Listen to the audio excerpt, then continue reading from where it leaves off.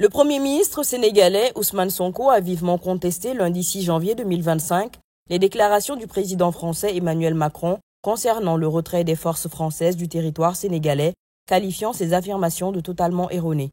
Cette réaction fait suite aux propos du chef de l'État français qui avait affirmé que le départ des bases militaires françaises d'Afrique avait fait l'objet de négociations préalables, ajoutant que la France avait accordé, par simple commodité et par politesse, la primeur des annonces aux pays africains concernés.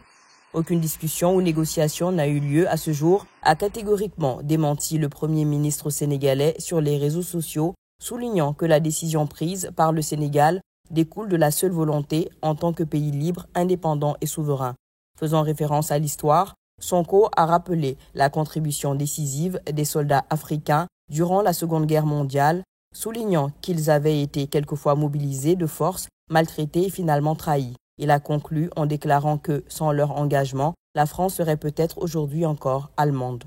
Dans la foulée, le gouvernement tchadien a réagi vivement aux propos tenus par le président français. L'histoire atteste que l'Afrique, y compris le Tchad, a joué un rôle déterminant dans la libération de la France, souligne le texte. Il fustige également une reconnaissance insuffisante des sacrifices des soldats africains, souvent oubliés dans les récompenses. Cette déclaration intervient dans un contexte où les forces françaises déployées en Côte d'Ivoire, au Sénégal et au Tchad sont contraintes à un retrait définitif. Les gouvernements des pays concernés ont mis en avant leur souveraineté.